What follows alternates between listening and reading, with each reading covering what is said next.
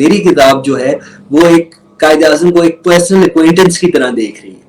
دیکھیے 11 اگست کی جو اسپیچ ہے قائد اعظم کی، وہ one of the most extraordinary speeches ہیں میرے خیال سے ہسٹری آف دا ورلڈ میں۔ علامہ اقبال نے ایک دفعہ جواہر لال نہرو کو کہا تھا کہ تم میں اور جناح میں کیا مماثلت ہے، وہ ایک سیاستدان ہے اور تم ایک محب وطن ہو۔ کانگریس نے بیسکلی انہوں نے جان چھڑائی مسلمان ایریا سے، جس کی وجہ سے پاکستان بنا۔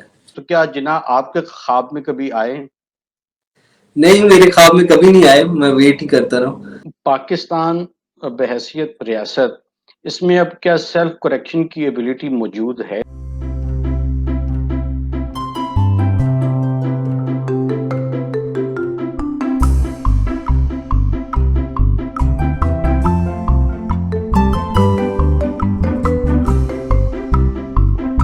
السلام علیکم ناظرین، پروگرام بات سے بات میں بلال نقیب کی جانب سے آپ سب کو خوش آمدید۔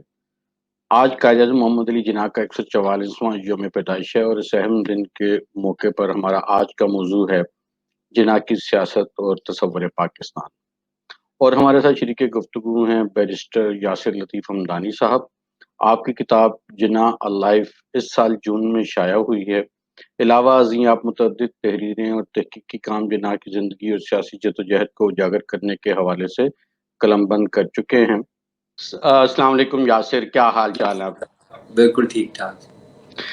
سب سے پہلے تو آپ یہ بتائیے کہ جب آپ یہ کتاب تحریر کر رہے تھے اس وقت آپ کو اپنی صحت کے حوالے سے بھی کافی چیلنجز کا سامنا تھا، تو اب آپ کیسا محسوس کر رہے ہیں؟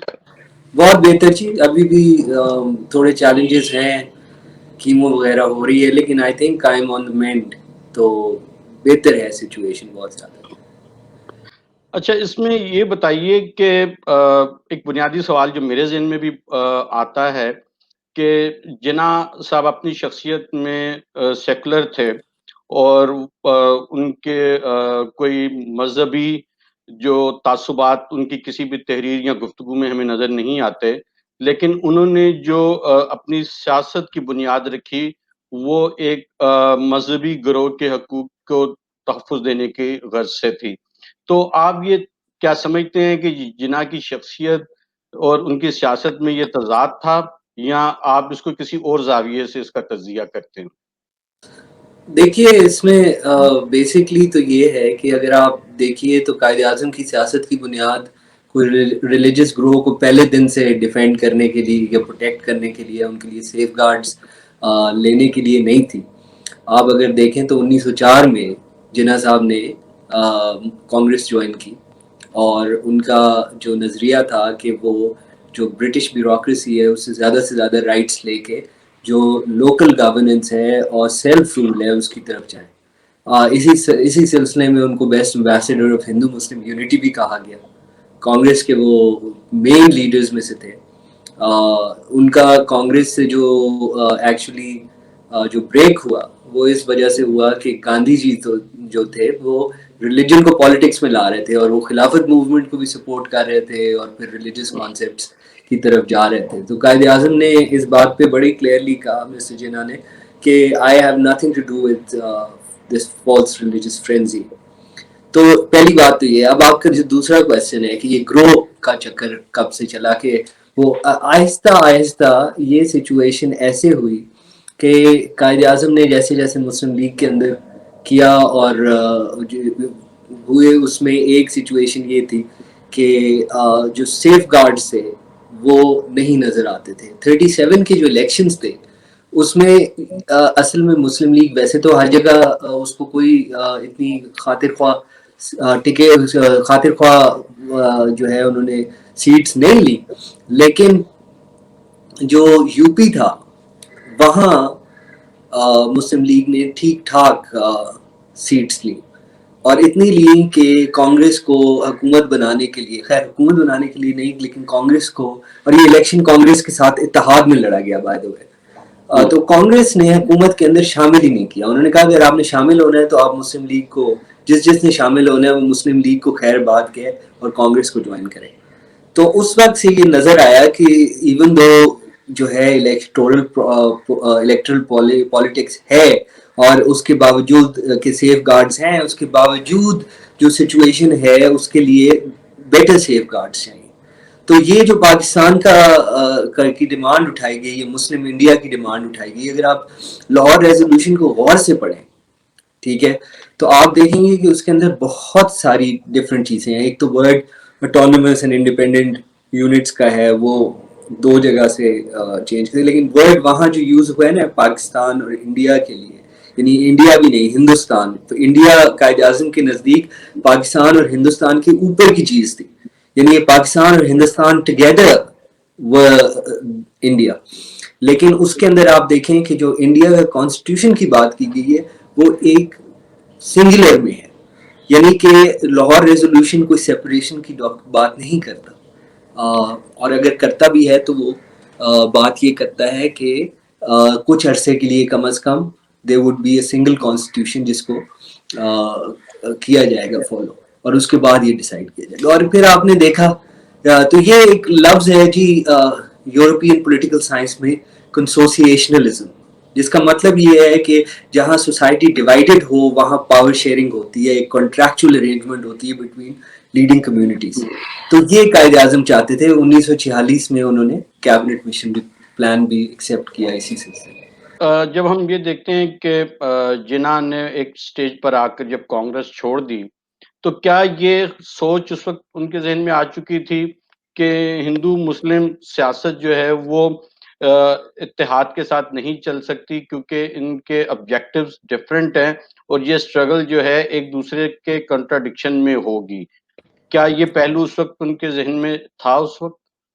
نہیں, 1920 میں جب انہوں نے کانگریس چھوڑی ہے اس وقت ان کے ذہن میں یہ بالکل نہیں تھا, بلکہ انہوں نے کافی عرصے تک تو یہ کہا کہ کانگریس بالکل تھاروں کی جماعت ہے. پھر اس کے بعد یہ جو کانسیپٹ ہے کہ اب راستہ جو ہے کم از کم اگر جو ان کی ریلیشن شپ ہے وہ کنٹریکچوئل بیسڈ ہونی چاہیے, یہ ان کے نزدیک آتا ہے 1937 1937 میں ان کو یہ آئیڈیا اس کی طرف چلتے ہیں. میں 16 سال جو ہے کانگریس چھوڑنے کے بعد ان کی کوشش یہی تھی کہ ہندو اور مسلمان اور ہندوز کو, مسلمز اور ہندوز کو ایک پلیٹ فارم پہ لا کے یونائٹ کیا جائے.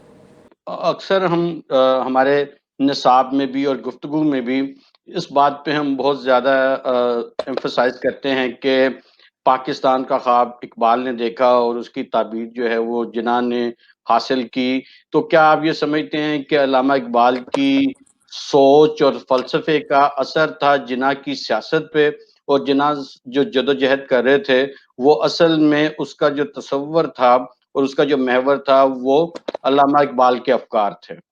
دیکھیے یہ اس میں بالکل پارشل سچ ہے, یہ کوئی کمپلیٹ سچ نہیں ہے.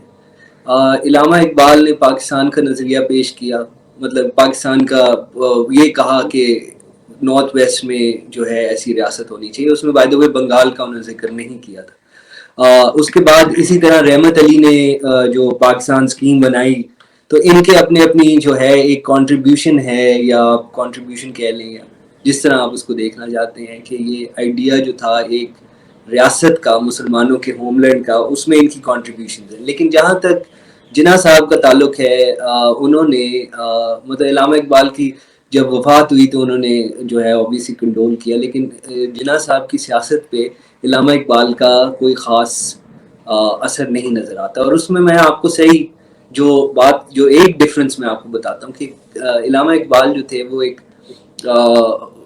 سوشل اینڈ پولیٹیکل اور اسپریچول ڈیموکریسی کی بات کرتے تھے. قائد اعظم کا جو مقصد تھا, یا جناح صاحب کا جو مقصد تھا, وہ سمپلی یہ تھا کہ جو مسلمان ہیں اور ادر مائنورٹیز بھی بائی دا وے, ان کے ساتھ امبیدکر بھی کھڑے ہوئے تھے, ان کے ساتھ پیریار بھی کھڑے ہوئے تھے, ان کا مقصد یہ تھا کہ جو کاسٹ ہندو میجورٹی ہے اس کے خلاف ایک یونائٹڈ فرنٹ ہونا چاہیے, اور وہ فرنٹ سب سے زیادہ مسلمان تھے جو کریٹ کر سکتے تھے ایک گروپ. وہ تو اس کو کرنے کے لیے انہوں نے پھر یہ ایکسٹریم ڈیمانڈ دی کہ ہم اگر آپ نہیں دیں گے تو ہم پاکستان بنا دیں گے. تو ان کا یہ اس فلوسافیکل اسپریچول ڈیموکریسی اس طرح کی چیزوں سے قائد اعظم کا تعلق نہیں تھا. وہ بالکل ایک پارلیمنٹری ڈیموکریٹ تھے, اور اسی طرح وہ جسے کہتے ہیں, اور یہ آپ نے یہ دیکھا ہوگا کہ آپ کی بھی نظر سے گزری ہوگی بات کہ علامہ اقبال نے ایک دفعہ جواہر لال نہرو کو کہا تھا کہ تم میں اور جناح میں کیا مماثلت ہے، وہ ایک سیاستدان ہے اور تم ایک محب وطن ہو. ٹھیک ہے، تو اس طرح کے الفاظ جو بندہ، یہ جو شخص کہے دوسرے کے بارے میں، ان کے اندر کیا مماثلت یا کیا اتحاد ہو سکتا ہے، یا کیا ان کے درمیان جو ہے کامن ہو سکتا ہے. Because these are the words of Allama Iqbal about Quaid Azam محمد علی جناح. اس کو ڈینائی کریں گے تو پاکستان اسٹڈیز آبویسلی، اگر پاکستان اسٹڈیز کا تو یہی نظریہ ہے. بعض جگہوں پہ جب ہم تاریخ پہ نظر دوڑاتے ہیں تو ہمیں مسلم لیگ اور جناح الگ الگ بھی نظر آتے ہیں. 1906 میں جب مسلم لیگ بنی اور پھر ایک سٹرگل چلتی رہی، بہت سے اتار چڑھاؤ آئے. 1937 میں مسلم لیگ الیکشنز ہار جاتی ہے، جس کا مطلب یہ ہے کہ وہ اپنا نظریہ، اپنی سوچ جو ہے اس کے حامی ووٹرز کو موبلائز کرنے میں یا ان کی حمایت حاصل کرنے میں اتنی کامیاب نہیں ہوتی. پھر اس کے صرف 12 سال کے اندر جب پاکستان بن جاتا ہے تو کیا ہم اس کو سیاسی جدوجہد کہیں گے، یا کوئی جناح کی کامیاب سیاست کہیں گے، یا کوئی اس کی کوئی اور وجہ ہوگی؟ دیکھیے، پہلے تو میں جو اس نے آپ ایک بڑا آپ نے امپورٹنٹ پوائنٹ اٹھایا. 1906 میں جب مسلم لیگ بنی تو قائد اعظم محمد علی جناح نے، ان کی ساری یہ موجود ہیں ان کے لیٹرز بھی، کہ یہ مسلم لیگ کا بنانا جو ہے یہ بیسکلی انڈینز کو ڈیوائڈ کرنے کی سازش ہے انگریز کی. ٹھیک ہے، یہ لوگوں کو نہیں پتا، یہ لیٹرز موجود ہیں. اچھا، اور پھر آپ کے آئے 1937 کا جو دیکھیے 1937 میں یہ دیکھنا ضروری ہے کہ پہلی بات تو یہ ہے کہ یہ بڑا کلیئر ہونا چاہیے لوگوں کو، یہ نہیں پتا کہ کانگریس اور مسلم لیگ نے ایک پلیٹ فارم پہ الیکشن لڑا تھا. تو جو شکست ہوئی ہے مسلم لیگ کو، وہ یونینسٹ اور اس طرح کی جو پارٹیز تھیں، اسی طرح پروجا پارٹی تھی بنگال میں، اس طرح کی پارٹی سے مسلم لیگ کو شکست ہوئی تھی. اب یہ ہے کہ جو قائد اعظم کی جو سیاست اس کے بعد چلی، جو ان کی حکمت عملی تھی 37 سے 47 تک، حکمت عملی تو ان کی یہ تھی کہ مسلمانوں کو اور دیگر مائنورٹیز کو، بٹ مسلمانوں کو خاص طور پہ ایک اچھا فیئر شیئرز اور safeguards within united India ملے.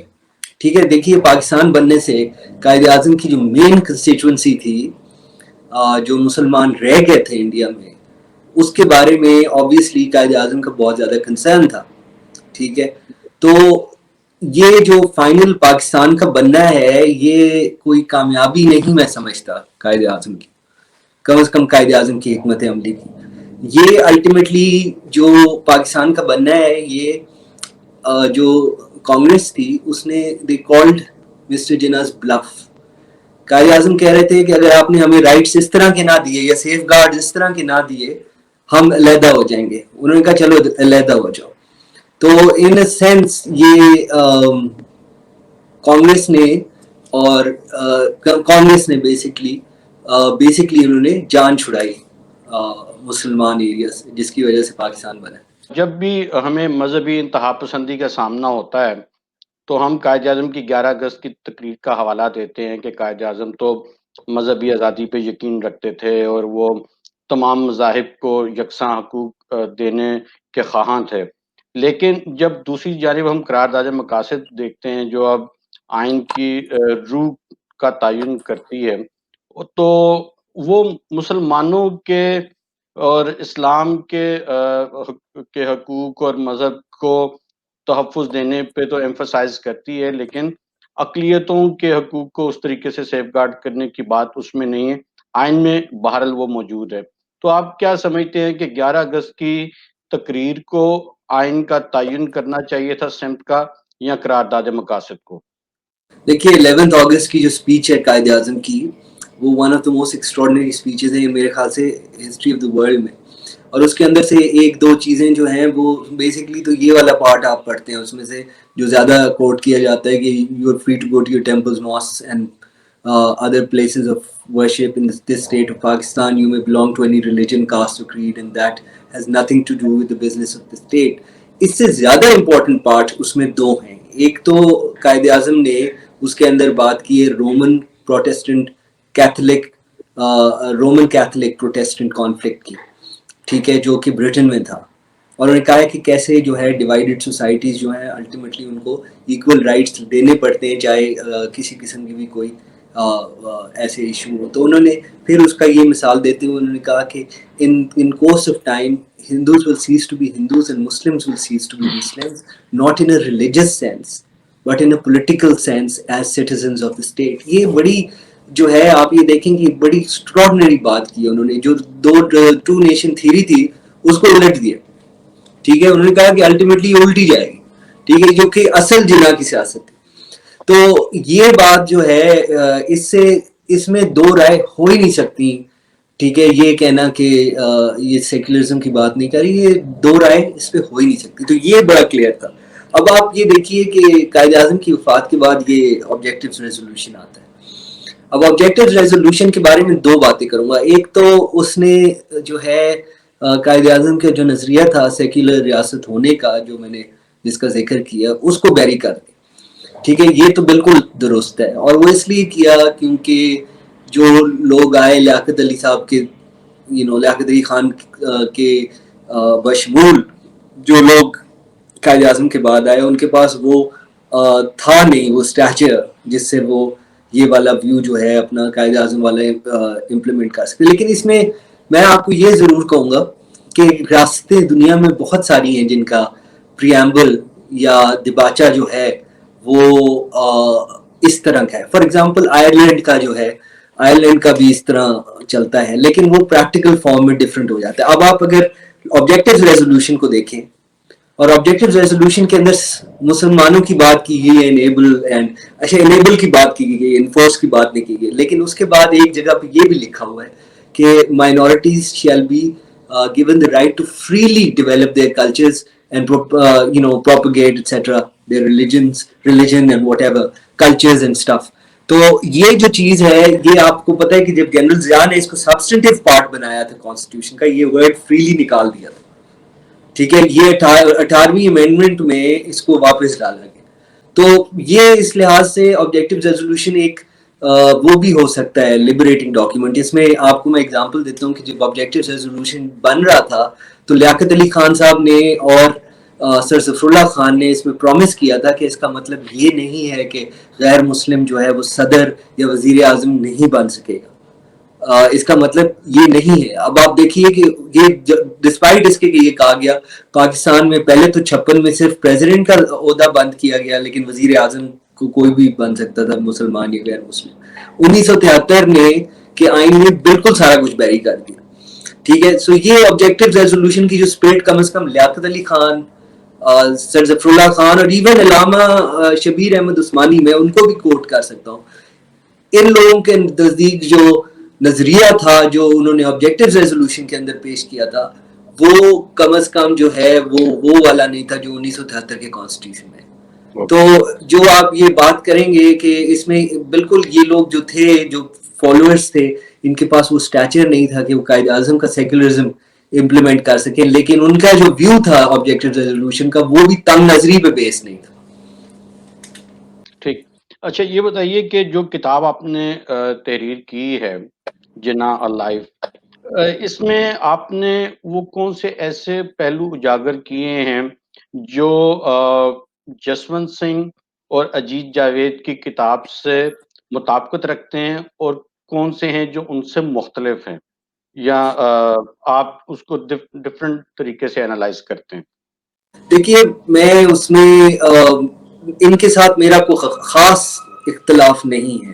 جسونت سنگھ صاحب اور اجیت جاوید کے ساتھ، اور پھر عائشہ جلال کے ساتھ بھی اگر آپ بات کریں اس میں تو خاص اختلاف نہیں ہے. لیکن جو میری کتاب کے اندر بات زیادہ کی گئی ہے، اس میں میں نے جو قائد اعظم کی جرنی ہے اس کو ان کے صرف سیاسی پس منظر میں نہیں، بلکہ ان کی وکالت میں، ان کے ڈے ٹو ڈے لائف میں، اور ان کی پرسنل لائف کے اندر کیا ہو رہا تھا، اس سارے کو میں نے یکجا کیا ہے. اس میں آپ یہ دیکھیے کہ جو کتب موجود ہیں، جسونت سنگھ کی کتاب کچھ حد تک یہ کرتی ہے، لیکن جو کتب موجود ہیں اس میں عائشہ جلال صاحبہ کی، جو پروفیسر عائشہ جلال کی جو کتاب ہے، وہ ان کی 1929 کی سوری 39 کی سیاست سے 1947 تک کی ہے.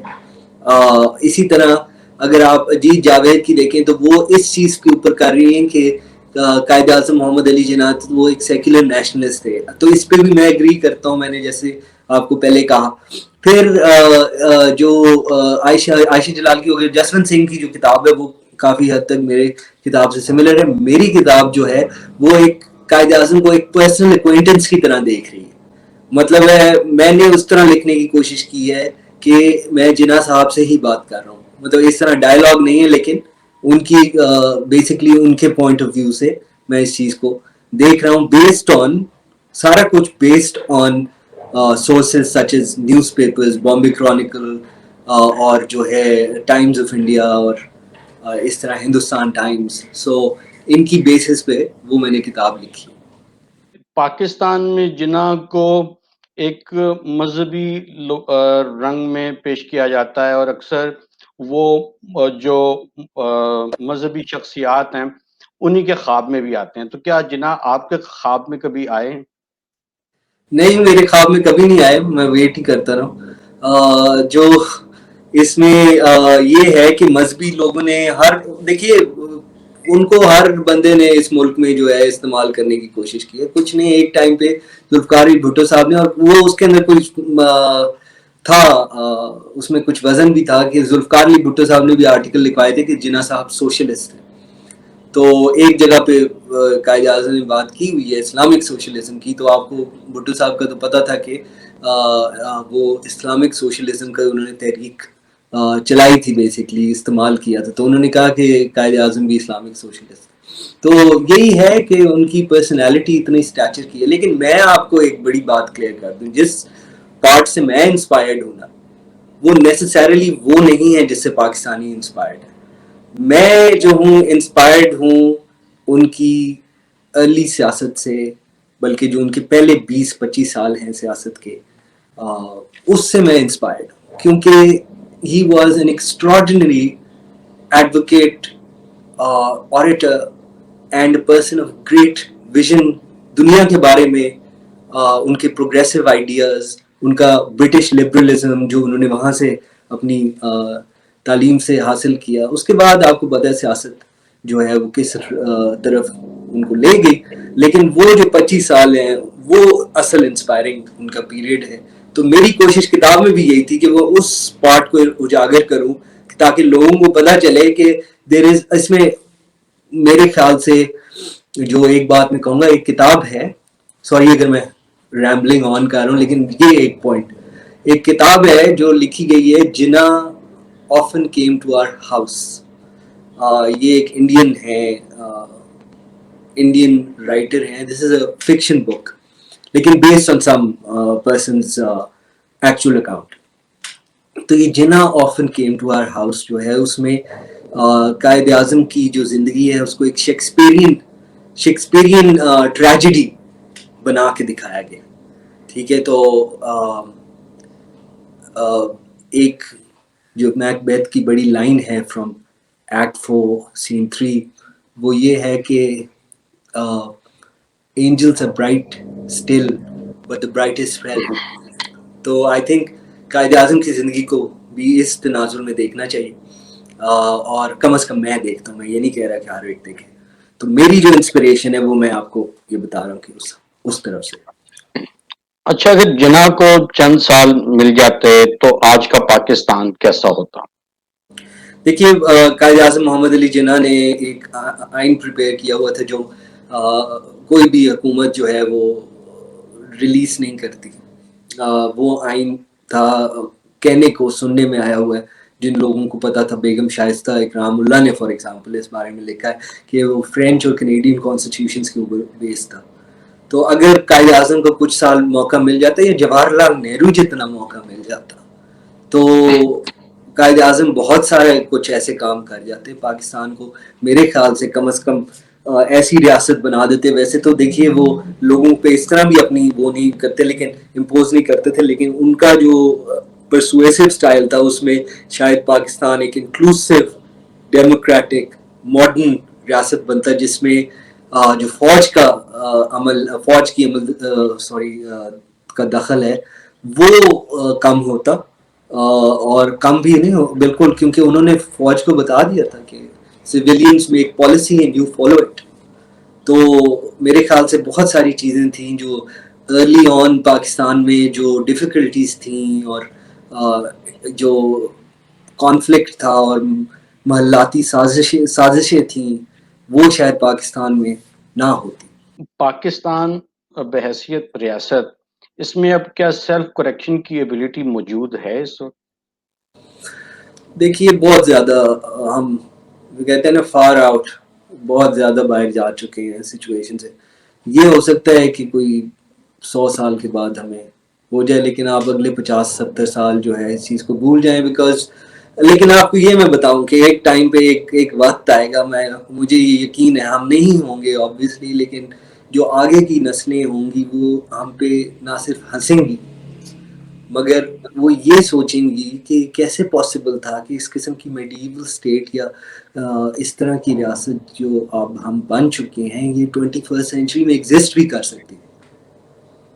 تو بالکل. اس وقت تو کوئی اصلاح کی گنجائش نہیں ہے، لیکن یہ ہے کہ الٹیمیٹلی تو اس کو اس طرح چینج ہونا، وہ ہمیں تاریخ کا سبق پتہ ہے. لیکن اگر ہم جلدی سیکھ لیتے، پچھلی صدی میں سیکھ لیتے تو شاید ہمارے لیے بہتر ہوتا. اب ہم جو ہے اگلی جنریشنز کے لیے، جیسے مختلف ایسی ریاستیں رہ چکی ہیں اور ساؤتھ افریقہ کو جو مثال تھی، اسی طرح ہمیں بھی اسی طرح دیکھا جائے گا تاریخ کے اندر کہ ہم ایک بیکورڈ اسٹیٹ تھے اور ہم پتہ نہیں کیسے ایگزسٹ کر رہے تھے اس 21 سینچری. جی یاسر، موضوع کے حوالے سے تو میں نے آپ سے گفتگو کی، لیکن دو سوالات ہم اپنے تمام مہمانوں سے پوچھتے ہیں جو میں آپ سے بھی پوچھوں گا. پہلا سوال تو یہ ہے کہ ظاہر ہے کہ آپ بہت کتابیں لکھتے پڑھتے ہیں، تو آج کل کون سی کتاب آپ کے زیر مطالعہ ہے، اور آپ ہمارے ناظرین کو کون سی کتاب ریکمینڈ کریں گے کہ وہ اس کا مطالعہ ضرور کریں؟